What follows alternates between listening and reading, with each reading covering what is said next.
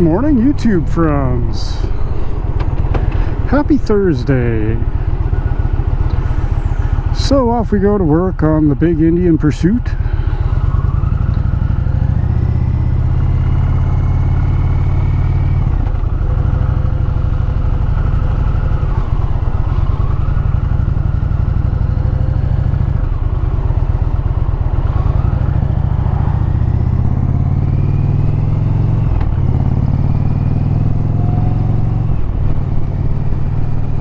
And we're actually right on time this morning, so that's nice. Oh, let's see, there's a fat boy at the shop that had come in because it was making weird noises. And I found both exhaust push rods were bent, and they were hitting the push rod tubes, and I could see the little push rod tubes dancing back and forth as it was running. And I got into the cam chest and found that there was no other real damage to anything. I think he had over adjusted his push rods, and there was actually other damage to other things. The oil pump was wasted, and it was a twin cam with a Screaming Eagle cam plate and Screaming Eagle hydraulic cam chain tensioners, and the cam chain tensioners were shot, and pieces of the cam chain tensioners had gone through the oil pump, so the oil pump was shot.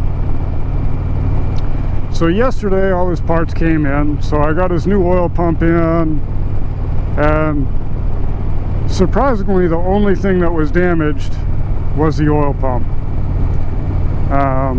All the rest of the pieces of the cam chain tensioners and everything else was caught by the oil filter, so it did its job. And it had a replaceable, reusable, cleanable oil filter, which I don't really like those, but some people do. So I cleaned his oil filter, replaced his oil pump, replaced his push rods with a little bit beefier push rods, and it still has a little bit of valve train noise because he's running straight 50 weight oil in it. So I'm going to discuss that with him today. You really shouldn't be running a straight rate oil in a twin cam or an M8, because when it's cold there are a lot of real small oil passages that oil can't get through until it warms up. So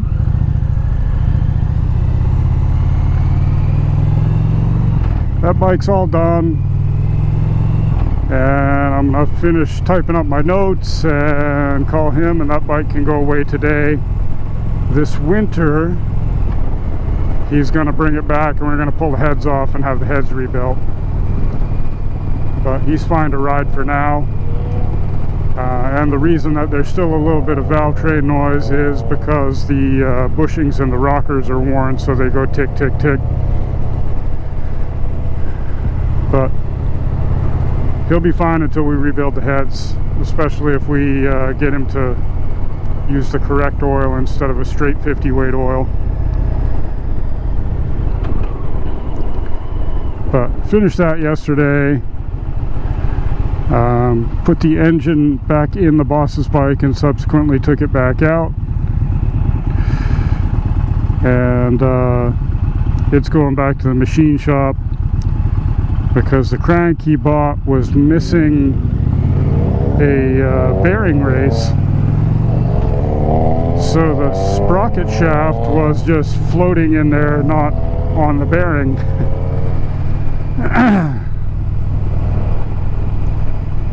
So that bearing race is on order, and when that comes in we'll get it to the machinist and he'll get it put on the crank and get the base put back together.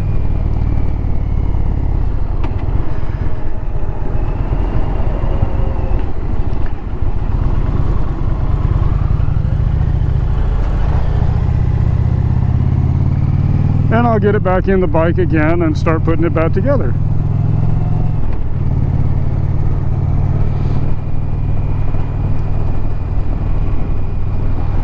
I'm glad I caught it before I, put the rest of the engine together, because that would have ended really badly.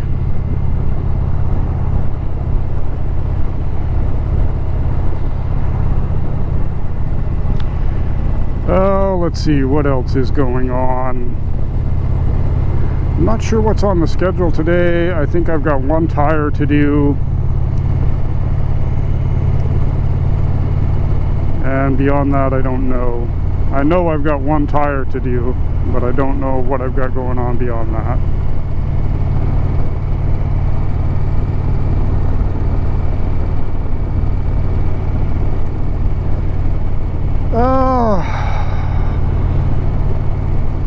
My friend that is leaving is going to be really hard to replace. My friend that's leaving the shop, my co-worker. But I have another friend that would be a good candidate for that job. So hopefully that works out. We'll see how it goes. We'll see what happens with that. Because he did call to talk to the boss lady and see about trying to get a job there. So like I said, hopefully that works out and he gets the job.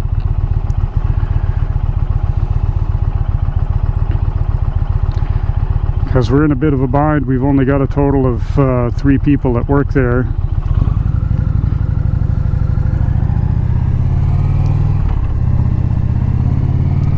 I'm the mechanic. I work in the back. I fix the bikes. And I do, you know, sort of parts counter stuff and a little bit of customer service writer kind of stuff too. But for the most part, I'm not in the front of the store. I don't really know how to work the point of sale system. That's not what I do. It's not my job, and I'm not really supposed to be up there. I'm supposed to be turning wrenches. So to do that is outside my realm. Because I'm supposed to be in the back turning wrenches. So to have just me and the boss lady, that means I'm in the back turning wrenches and she's doing all the sewing and all the store clerk stuff and answering all the phones and being a parts counter and service writer. So we really need 2 more people, realistically, but we don't really have the budget for another person out front.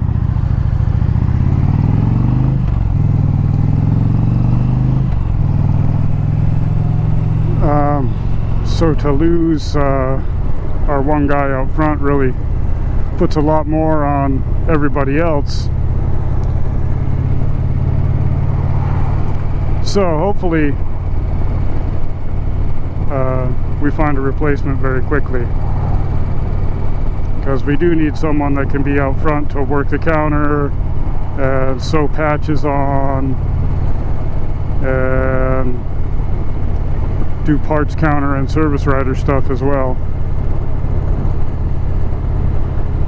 Because the front of the store is like a clothing store. We sell leathers and helmets and things like that, and we sell patches and we sew patches on.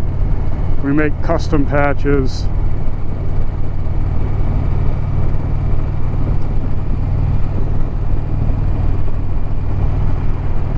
So for there to just be 2 of us in the store and me always in the back turning wrenches, you know, that puts a lot on the boss lady, because she also has to deal with all the day-to-day operations of the shop too.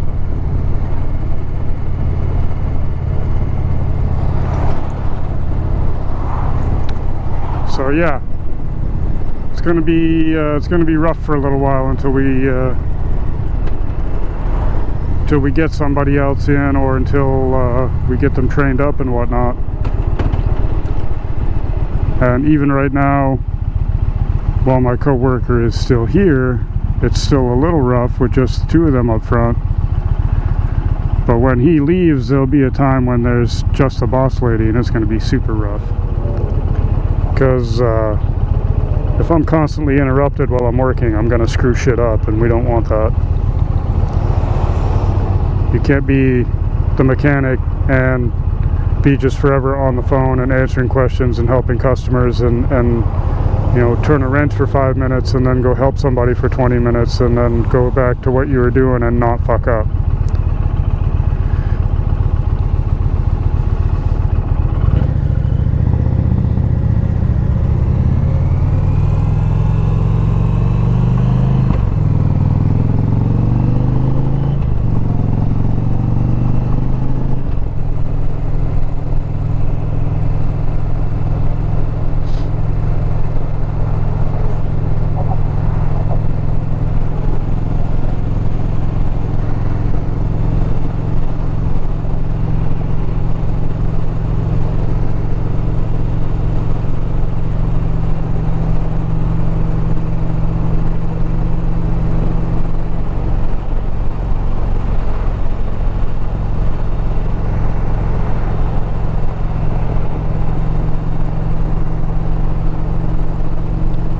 That's why all your shops tend to have a service counter person, so that the mechanics aren't being bothered while they're working.